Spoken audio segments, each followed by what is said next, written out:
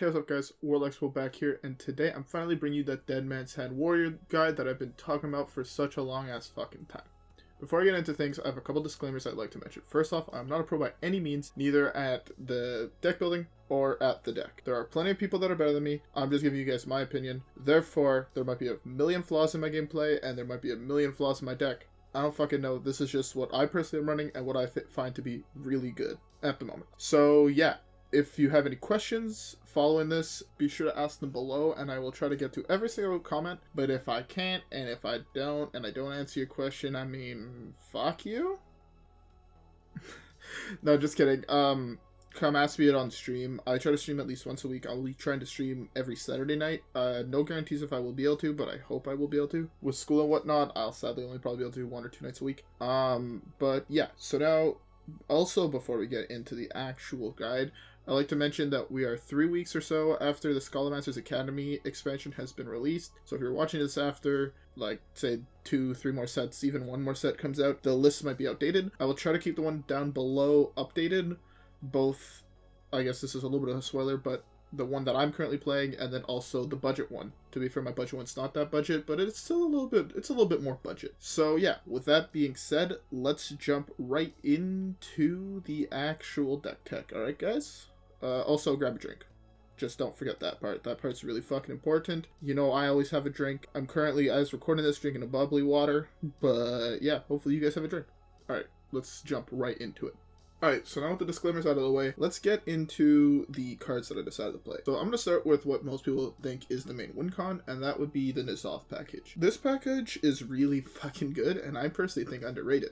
Yes, a lot of people do play it, but I think it is probably one of the most underrated packages, solely due to how many matchups it makes better. I'm going to use 2 big ones as an example, which is Jade Druid and Quest Mage. They're kind of good for the same reason, but also slightly different. So when you think about it, we'll start with Jade Druid. In the late game, they're shuffling in Jade Idols to their deck, right? And so every 3 turns or so, they're summoning 2 big fucking minions. Thing is, if you're also shuffling, if you get to that point, right, you're shuffling in your own big things in Kargath Prime, and then you're also, or Coldlight Oracle, and then you're shuffling in Plague of Wrath. The thing is, they'll eventually outvalue you, right? Because unless you draw perfectly, you have to wait every other turn to kill them, because you'll have to go get Plague, get Dead Man's Hand, Hero Power with Garrosh, Dead Man's Hand, and then Plague to kill everything. But in reality, you're dead before that because you just got punched in the face twice with an 11-11 and a 12-12. So it doesn't really matter. And then if it's Coldlight Oracle, it's even worse because you're just giving them more cards to kill you with. Yeah, shuffle 3 and I'll give you 2 of them and then you'll draw 1 for turn. So you're summoning 2 minions a turn and then you're also getting to shuffle them back into your deck. So Coldlight Oracle doesn't win you that matchup. N'Zoth, on the other hand, summons these 3-4 taunts where he's like, ah, I see. So my 11-11 has to punch your 3-4 taunt and then you're like, okay, I'll gain 3 life and then I'll attack you for 15. And like, oh, so my 12-12 and my 11-11 are going to kill one of your guys, and then my hero pass is going to kill the next one. Alright, cool. I'm going to attack you for fucking 9 now. And then eventually they'll just die when you had a wall of taunts, or you'll summon another wall of taunts, and then they won't be able to kill you. So N'Zoth makes that matchup actually winnable compared to unwinnable. For Quest Mage, it's kind of the same thing. They're planning on punching you in the face with a whole bunch of 8/8s. Having a whole bunch of taunts prevents them really from doing that. And yeah, so I think that honestly, at the current meta, you kind of need N'Zoth to win. I mean, you don't, but that's how I see it. It's also, I think, easier to learn from with N'Zoth, so this way you'll actually see a very clear win con, and I honestly just think it's the most fun way to play the deck. So it's up to you though. I just really like it. Next, I'm going to talk about one of the cards I just mentioned, which is Coldlight Oracle and Brann. Yes, both of these cards kind of go together. If you're playing Coldlight Oracles, you're playing Brann. If you're playing Brann, you're playing Coldlight Oracles. Just because in matchups like Reno Priest, and even, I guess, yes, Reno Mage, or any of the slower decks, they often have a lot of cards in hand. Brann plus Coldlight Oracle could burn combo pieces, can burn win cons, and in the late game, can also just kill someone. Like, if they have no more cards in their deck, you could just go Brann, Coldlight Oracle, draw 8, and they die. So it's really good. It also helps a little bit in the various different control matchups, and is normally your finisher against aggro. And I know, you might be like, wait, what the fuck, you're playing N'Zoth? Wouldn't that be your finisher? Yes, I would say typically, but sometimes you have to play N'Zoth on turn 10, summoning 2 or 4 Khartut Defenders in order to survive. So that's why I count more Coldlight Oracle as your late game finisher, because you'll probably have to use, you know, your Kargath Prime, your N'Zoth earlier on in order to survive. That's how I see it. And that's why I also like having 2 big win cons in your deck, in case you have to use one early.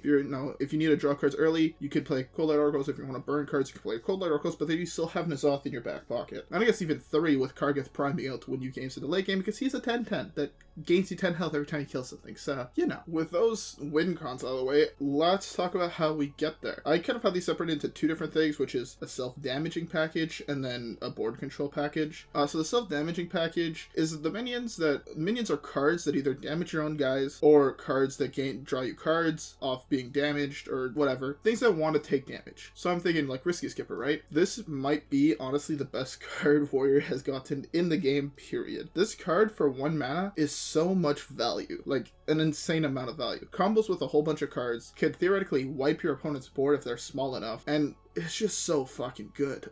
I don't know how else to put it. So yeah, so Risky Skipper, then I'm thinking Eternium Rover, right? Whenever he takes damage, he gains you life. Kind of helps, you know, you survive by gaining life. Also triggers Risky Skipper for 1. Also wants to take damage. Really fucking good minion. I think that it's not the best, but I think it's really fucking solid. Next, these 2 cards kind of go together, which is Battle Rage and Acolyte of Pain. Again, Risky Skipper damages your minions. You'll see it often where all girls, Risky Skipper, Eternium Rover, if I take a damage, Battle Rage, I draw 3 cards. It's kind of insane. Or if you go Risky Skipper, Acolyte, Battle Rage, that's 4 cards. It's actually dumb. Like, first of all, this deck needs card draw, point. Like, without card draw, you'll never be able to win. And that's why I think having Risky Skipper being able to combo with Acolyte of Pain and Battle Rage, if you're playing Risky Skipper, you're playing those 2 cards almost for sure. And then the last big one is Garrosh. I personally prefer Garrosh over Boom. Garrosh gives you a definite activator for Plague of Wrath, which I think is better than Brawl most of the time. His weapon he gets is really fucking good, and I think with Boom, you don't get to take advantage of one of the really big things, which is the mechs having rush when you play him, because at least my version plays 1 mech and he's a 1/3, so I mean that doesn't really need rush. Also, I normally kill him the same turn I play him with, you know, Risky Skipper or Plague of Wrath or whatever. So yeah, I just think that as well, Scourgelord Garrosh, his hero power is just so much better, I find, overall. Pops Divine Shields, kills 1 health dudes, you can do favorable trades by setting everything down to 1, and then whirlwinding, and then his weapon is just like, hey, I'm gonna kill, you know, Hunter became super popular all of a sudden. I've queued into 3 of them in my last 10 games. You know, Zixor Prime, he summons 4 dudes. Well, I'm taking 4 and killing 3 of them. It's really good. I don't know. That's just my opinion. You might differ. You might say, well, Doom has more value overall. This deck doesn't need more value. You have Dead Man's Hand and the Zaw. Like, you don't need more than that. So that's why I think Garrosh is, like, just a very powerful card in himself, and yeah, I think he's better than Boom. Alright, now let's move on to the survival package. These are all the cards that like let you survive, basically. So you know, your board wipes, your removal, your health gain, and yeah, so there are a lot of cards that I really like to try to fit into this package. I personally didn't put any of them in because I think they might just be the weakest links at the moment, but I still think they're very good cards, and depending on the current meta, a meta where you don't need as many tech cards, because I do have a lot of those in the deck, you could easily fit these in. The 2 main ones, or I guess the 3 main ones, are Coerce, Bladestorm, and Warpath. I think all of these cards are very powerful, kind of underutilized at the moment, but that's solely due to the amount of tech cards you need. But I think those are all really good cards. Again, Warpath, Bladestorm both activate Plague of Wrath, Coerce kills something, and it's just really good. So at the moment, I took the cards that I think are the best for the current meta, with that being Shield Slam, for a single target removal. It combos really well with another card I'm going to get to, being Drywhisker Armorer. I guess it's just better, I guess, in Chorus. It doesn't have to be damage, or you don't have to play a card beforehand. You could go theoretically on turn 3 and go Drywhisker Armor Slam to kill something, or Shield Slam, sorry. So yeah, so I guess now we should move on to Drywhiskers. I think this card is better than Armor Smith 99% of the time. So Armor Smith, right, realistically, if you really think about it, you'll probably gain around, fuck, what was it, 6 health? If you play 2 things, you're getting like 6 health or something like that. So that's not a lot. No, that's even 5 health. So that's not a lot, right? Drywhiskers for the same amount of mana. To gain that 5 health, your opponent has to have 3 minions on board. If they have 7 minions on the board, you're getting 14. And then also it can combo with Brann to give you like 28 health if they have a full board. So I think it's just better. Personally, that's how I see it. I think it's just better. Next is gonna be Barov, or Bulwark, actually. Bulwark of Azzinoth. This card I kind of feel is necessary in the deck. It's not that, I mean, you could theoretically play the deck without it, but I would try to craft it if you don't have it. Bulwark is really powerful. The amount of games it saved me is absurd. It also makes certain matchups kind of like free wins. If there's, like, I guess not at the moment, but if there's ever someone's whole goal, right, say, is to kill you with big bursts of damage, like big spells, this kind of cucks them. Actually, there is. It's Potion Mage, right? The whole goal of that deck is to kill you with fucking, what's his face? Cloud Prince. right? Dealing you 6 damage. This Bulwark then, okay, if they're just doing you 6 damage 4 times, this Bulwark gains you 24 health. It's absurd. Also, you could shuffle infinite of them into your deck with Dead Man's Hand, and then all of a sudden your opponent needs to be able to hit you 5 times in 2 turns in order to kill you when you're also plaguing them and destroying their entire board. Card's actually fucking insane. Trust me, you want this card for basically every war you'd actually be playing at the moment, except for maybe aggro, but we ignore aggro players because fuck them. Next, Barov. This legendary is so fucking good as well. Like, it's hard for me not to just say like, oh, this is the best card, because I've only put what I think to be the best cards in the list. But Barov, with 4 mana wipe the board with Risky Skipper, it's 4 mana wipe the board with Shield Slam. It's just so good. It also combos well, again, with Risky Skipper or Garrosh, because it just wipes the board for super cheap, you know? Or, again, it combos also with Garrosh's weapon, where you could set everything down to 1, punch the smallest thing, and kill the big things, too, right? It's really, really, really solid. I think it's one of the most powerful cards in the deck. Again, I was going to say underrated, but everybody's playing it. It's not underrated whatsoever. So, the next 2 cards is Brawl and Plague of Wrath. I put these guys together because they're there to do the same thing. They're your 5 mana board wipes. You could equally as play 2 of the same one. I would not recommend 2 Warpaths, though, because they are conditional, right? Everything has to be damage. In my list, I have double Risky Skipper and Scourgelord Garrosh in order to trigger them. If I was playing Warpaths and Blade Storms, then it would probably be 2 Plagues, because 99% of the time you'll have an activator. You have to play a little bit more sparingly, but I think it's perfectly fine. And then if you're not playing Garrosh or you're not playing Risky Skipper, I would honestly go for just double Brawl, just because they're not conditional, and that way because if you're not playing those guys, like if you have no whirlwind effects, Plague is basically never going to be active, so the fewer you play, the more you want to cut Plague and put in another Brawl. And yeah, so now let's move on to the tech cards. So for the tech cards, I chose to focus on one matchup in specific, which is the Reno Priest matchup. The reason I chose to focus on this matchup versus any other matchup is solely due to how shit my win rate was against it, and I was almost convinced it wasn't things I was doing wrong, it was how I had my deck built. And I mean, I was probably doing some amount of things wrong, but having changed my deck, I have not lost to a single priest. The only change I made, there's 2 of them basically, is one, I added a new combo to the deck, and the second thing is I added second Dirty Rat. So Dirty Rat is the card I'm going to start with. This card is just insane against any combo deck, against combo Pally, combo Warlocks, combo whatever. Just because if you pull a combo piece, you win the game, right? If they don't have MCoaEDitADAA, how is MCoaEDitADAA going to kill you? Right? It's a big fucking brain. And then the other thing that I added is Grizzled Wizard and Sir Finley Mrrgglton combo. So for those who don't know, this combo is Wizard steals your opponent's hero power and swaps it with yours. Then you play Finley to replace their hero power, and then when you swap back, they no longer have whatever hero power they initially had, right? So against Reno Priest, the class that kills you with their hero power, you remove Shadow Form, I think is what Shadow Reaper Anduin's hero power is called. So you remove that, so you change it to life tap. Now, for the rest of the game, the priest player has life tap. How the fuck does a priest beat you when they have 4 cards left in their deck and their hero power is deal 2 damage, yet 1 step closer to fatigue? They can't. So this combo is really good against them. Also, with Hunter becoming more and more popular right now, it also fucks over Deathstalker Rexxar. So, also Baku. It cucks Baku. So yeah, I think it's really, really good at the moment. The more popular Baku is, the more popular hero power based combo decks are, the better this combo is. And the last tech card that I'm playing is Gluttonous Ooze. At the moment, you basically need weapon removal due to Kingsbane Rogue, Odd Rogue, Bomb Warrior, Secret Mage does play Aluneth, so Secret Mage as well. I think Gluttonous Ooze is the best after testing Sticky Fingers, Acidic Swamp Ooze, and Gluttonous Ooze. I found Gluttonous Ooze to be the best. Sticky Fingers is better against Kingsbane, but it's worse in every other matchup as it comes down super late, like 2 turns later, or for 2 more mana, I guess. Where Gluttonous Ooze gains you health, so it's better in Odd Rogue, it's better against Bomb Warrior, better against the Aluneth, I guess, because you don't want the Aluneth with this deck. Drawing 3 cards is a death sentence almost, it's very hard to play all of your cards. And then against Kingsbane, sure, slightly worse, but gaining 20 health might be just enough to be able to stop him with a wall of Khartut Defenders. Do tune this off. Again, summoning top minions is really fucking good. Can't stress that enough. So yeah, that's it for the deck. Now let's move on to some tips and tricks. Alright, so my first tip that I would like to give you guys is to understand the meta. I know this is important for any deck, not just Dead Man's Hand, but it's something that I see a lot of people not doing. If you want to be really good at the game, you can't just play the best deck in the game, right?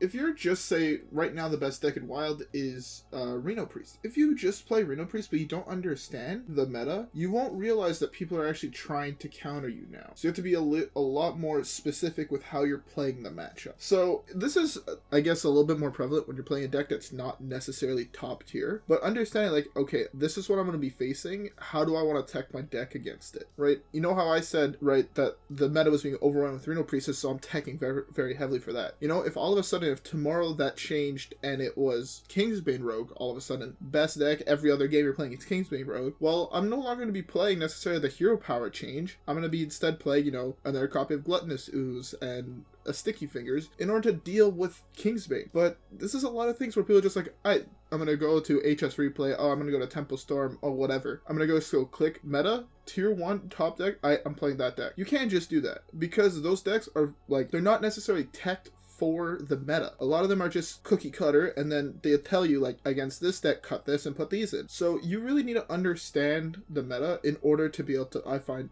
consider yourself good at the game. Next, this is a little bit closer for this deck. It's about Acolyte of Pain. This is, again, a stupid powerful card, one of the best, but you have to be very careful with how you play him. First of all, you never want to only draw one card with him. Drawing one card with, that's like, why would you ever want to play this guy that can draw 3 cards and say, I want the minimum amount of value you have and take that? That just doesn't make sense. Try to have at least 2 card draws. I know sometimes you can't, but try your best to do it. And as well, when you're playing Acolyte of Pain, I see a lot of people do this. Don't play Acolyte of Pain with 8 cards in hand. Don't play Acolyte. Like, try to have 6 cards or less in hand unless you're killing him off yourself, right? If you're going Risky Skipper, Acolyte of Pain, Plague of Wrath, sure. Whatever. But if you're just playing it and you're passing it over to your opponent's turn, make sure to have 6 cards in hand when you play him. So this way, if he does deal 3 damage to it separately, right, Arcane Missiles, right, each of them hit it separately, you draw 3 cards, and then you draw a card for turn. So that's 4 cards. If you don't, and you burn a card, that could be Dead Man's Hand, and now all of a sudden you just lost the game. Or it could be your main win con, and then you just lost the game. So be very, very careful with how you play Acolyte of Pain. It's very, very hard to... It's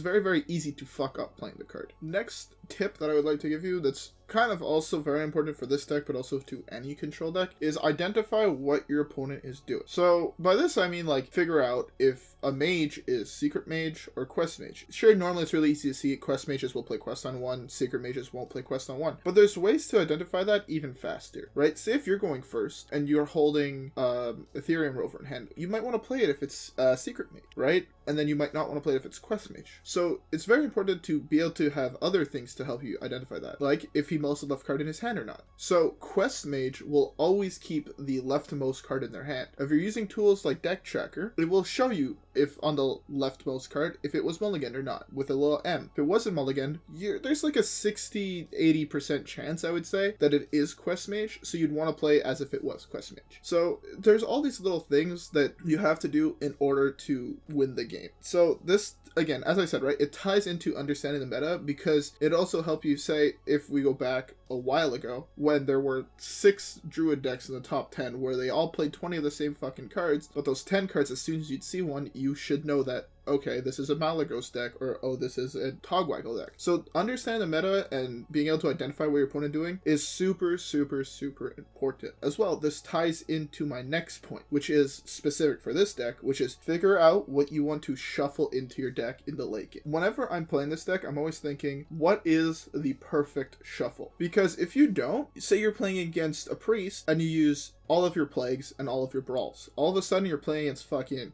Res Priest in the late game and you no longer have plagues to shuffle in. So now you just lose that one. So it's very, very important to identify what you can and you can't use, because it's part of your god shuffle or your perfect shuffle and you only have 1 copy left in your deck or whatever. So figuring that out is super, super, super, super important playing this deck. One fuck up when you like blank, right? You blank, you no longer have plagues. All of a sudden Res Priest is an insanely hard matchup because you can't just wipe their board every single turn, you know? All of a sudden you have no more card draw when you shuffle. This is something that happens to me a lot. You have no more card draw, so now you're just drawing 1 card a turn and it's fucking painfully slow and it's terrible. So you have to think about all these things when you're playing this deck. This deck is probably the deck that requires the most amount of mental calculation because the smallest fuck up can cost you a game. So be very careful with Acolyte of Pain, with every card you use. And I guess my last general tip, this is for every control deck, try to do more than 1-for-1 your opponent. If all you do the entire game is 1-for-1 your opponent will most likely come out ahead because eventually you won't be able to 1-for-1 him and you'll have to start 2-for-1ing him, and then all of a sudden he has more cards than you and you just lose. So you have to always try to have him, like, with one card, deal with 2 of his cards. Sure, sometimes cards like Shield Slam can only deal with 1, but you have to try to make sure that you get the max amount of value out of every single one of your cards. This is a little bit less prevalent in aggro matchups, just because the later the game goes, the more favored you are, because they have less cards in hand, they don't typically have as much card draw, so you'll just be able to drop in as often, they won't be able to deal with it. But against control, you have to maximize all of your value. I know, sometimes you're going to be like, fuck, can I take 15 damage here? And you'll have to be able to figure out if you can or you can't, depending on how much health total you have left, what cards you have left in your deck. It's very, very important to, like, you know, fuck it, I'll take 10 damage this turn. He'll hopefully play more minions thinking that I don't have a board wipe in hand, and then you just wipe his board. Think about all these small things, very, very fucking important. Trust me, as soon as you start thinking about your cards more like value, even if they're cards that normally don't have that much value, when you start thinking about them as value, you're going to see it increase in your win rate. Now we've talked about some tips in playing the game. I just have a few little tricks to give you. I've talked about a lot of them already, and that is, like, Coldlight Oracle, thinking about how many cards you can burn from your opponent. If you see they have 9 cards in hand, right, and you're holding Brann and Coldlight Oracle, against a lot of matchups, it's actually worth it just to go Brann, Coldlight Oracle, and burn 4 cards, right? You also have to think about it of that top card, they're going to draw anyways, right? It's going to be their draw for a turn next turn. So you might as well give them to him now and just burn the next 4 cards. You never know, you might burn in, like, a Highlander game, you might burn a Kazakus, or you might burn Reno, or Zephyrus, right? You can get a lot of value looking at your opponent's cards in hand, and then just deciding to burn someone Coldlight Oracle. That's one thing to think of. Another tip would be the card Barov has a whole bunch of activators in this deck. You have to occasionally, a trick is, Shield Slam can target your own guy. This goes back to back in the day. You used to be able to Shield Slam Sylvanas to jack something. It's kind of the same thing. You can Shield Slam your own Barov to kill 4 things on your opponent's board, or 2 things, or whatever. So again, when I say maximizing value of your cards, think of something like that. Shield Slam might only kill 1 thing, but if you Shield Slam your own Barov, all of a sudden you know you're killing 3, 4, 5, even maybe 7 things, right? So now your Shield Slam really killed 7 minions. Like, even those cards can get more value. Alright, so next we're going to move on to a mulligan guide, so this way you guys know what to mull properly. Because I see a lot of people mull wrong, so let's get into that mulligan guide. So for mulliganing, I stick to a few couple guides, like, you know, versus aggro, I aim for board wipes, you know, removal, taunt minions, things that gain me health. Against control, I aim more for, like, you know, draw, and then I possibly keep my bigger minions, my bigger taunt minions, you know, normally shit like that. And then versus combo, I aim for my combo disruptors, but there's a little bit more that goes into it, especially in this deck. Cards like Risky Skipper, you keep in every single matchup. Again, this card might be the best warrior card ever fucking made, so it's very, very important to remember to try to keep this in every possible matchup. Then cards like Battle Rage, I also try to keep in every possible matchup, just because drawing 6 cards for 2, drawing 2 cards for 2, is a lot of value. Same thing with Kargath Bladefist. You keep that in every single matchup. Against control, it adds an extra card to your deck, and you want to draw that Kargath Prime as soon as possible. Against aggro, it normally kills something, and then you also want to draw Kargath Prime as soon as possible. Cards like Eternium Rover, I keep it in every single matchup, but then playing it, I only normally play it if it's a controlier matchup, because against aggro, you normally want to save it to gain more armor off Risky Skipper, as well as possibly being a board wipe off the Risky Skipper. So yeah, and then also, right, against Priest, I keep my anti-priest cards. Against Rogue, I keep my anti-rogue cards. Against any deck I think could have a weapon, I keep an Ooze. Even against warrior, against every warrior I keep Ooze, right? Against every rogue I keep Ooze. So, but in most of the matchups I don't. So things like that, just try to imagine what would you want. Most of the early game cards are auto keeps. Acolyte of Pain, I think it depends on what matchup you're in. A lot of people might think, Acolyte of Pain, keep it every single time. Against certain matchups, it's not good. Kingsbane Rogue, it's not good, because if you play it on 3, you die on 4, right? So it's not good, and I would rather use that mull spot in order to try and hit a Gluttonous Ooze, right? Or a Kargath Bladefist, or Lord Barov, or whatever. So try to think about what would make sense, right? Will I have time to play this? Or if I spend an entire turn playing this, am I just going to lose? Except for Risky Skipper, you keep Risky Skipper every time. Don't play him on turn 1. I've made that mistake before and it lost me the game. So yeah, I guess another tip. Alright, so next we're going to talk about the ways that you could possibly make this deck a little bit more budget, because the deck is fairly expensive. So some people might want to make it more budget if they still want to experience the fun of Dead Man's Hand. Alright, so if we want to make the deck a little bit more budget, the first things I need to talk about is clearly the tech cards. Because yes, the tech cards are fucking expensive. For just anti-Reno fucking priest, it is, what is that, 2,800 dust? That's a lot of dust, right? Sir Finley, if you don't already have the adventure, 1,600 dust. Wizard, 400 dust. Both 30 rats, each 400 dust. So the deck has these tech cards that are very expensive. Even Gluttonous Ooze is another epic, so that's another 400. That's 3,200 dust in fucking tech cards. That's as much as a fucking aggro deck in 5 cards that are tech. Not even what I would consider core. So like these cards can be subbed out for other tech cards, right? For even against Reno Priest, you could put in Bad Luck Albatross, right? That could theoretically take away some of his cards. You could put in Death Lords, those are rares instead of the Dirty Rats, to possibly try to pull the Raza. So there's all these things that you could do. I personally like the ones that I'm playing better because like Dirty Rat is a really good play on 4. He started as a good play on 4 if you started a good play on 5 to attempt to pull a Raza, or even to pull the new guy that rearranges your deck. The next card I would like to talk about, besides the tech cards, is Bulwark of Azzinoth. I think this card is core, and I would try my best to get it if you don't already have it. It's just super fucking good. But if you don't have one, right, or if you don't want to craft one, you could theoretically sub them out for shield block. I mean, I wouldn't, but again, if you're trying to make the deck more budget, shield blocks are okay. They gain you some amount of health, not nearly as much, and they cycle, so I guess that's a pro that Bulwark doesn't have. The next thing would be Shield Slam. Shield Slam's an epic. It's really fucking good, but it could also be really fucking bad. I even contemplated at one point in my list to cut 1 Shield Slam for Chorus, because I think Chorus is a very, very powerful card. So you could cut both Shield Slams if you don't want to craft them as epics for Chorus, which are rare, so more budget. So the next legendary that you could theoretically cut, even though I wouldn't, this one is up there like power level I find with Bulwark, is Kargath Bladefist. This guy adds an extra card to your deck, is very, very powerful in both of his forms, being able to possibly kill 2 minions, and gains you a shitload of armor. But if you don't want to be playing Kargath, or you don't have him or whatever, there's only one card I could have really realistically thought of that could replace it, and that's Scrap Golem. It's much, much slower with Scrap Golem. It's a much slower card, but I mean, it also gains you health when your opponent kills it, and you also do res them with N'Zoth. So the one upside of the Scrap Golem actually is the fact that all the minions you're gonna res, or most, you have a higher odd of resing only top minions, so it is 1+. Also, it allows your health to go above 30. It also combos a little bit well with Shield Slam. But yeah, so that would be my one replacement for Kargath. I would not replace it with anything else. Another really hard legendary I find to cut is, I guess these two go together, which is Scourgelord Garrosh and Barov. These are both really, really, really powerful cards that bring you a lot of value. So it's very, very hard to find a replacement for them. In my dumb head, the only things I could think of was adding an extra Brawl to replace Barov, right? They're both board wipes, so I'm thinking we're going to board wipe. They're both board wipes, so one just leaves a minion alive. So, and compared to the other one where you need another activator. And then for Scourgelord Garrosh, the first card that came to my mind, honestly, was Bloodrazor. The reason I went for Bloodrazor over any other card to replace Garrosh is because you still need an activator for Plague. I think just with double Brawls, it's not nearly enough. So basically, I replaced both these with Bloodrazor, a Brawl, and I replaced one of the Plagues with Brawl, because I don't have the constant activator, which is Scourgelord Garrosh. So it's easier to have only one activator, or, well, I have multiple activators, but only one play that needs an activator, right? Compared to a Brawl. So yeah, I think it's weaker, but I think it's something that if you want to make the deck a little bit more budget, you have to do, and I think that would be the best swap. Now you'll notice that there was 2 legendaries I didn't talk about, and that is Brann and N'Zoth. Sadly, if you want to be playing a deck without legendaries, then you can't really be playing N'Zoth Dead Man's Hand. N'Zoth is kind of in the name, so you kind of need him. And Brann, you would be very, very, you have to be in a very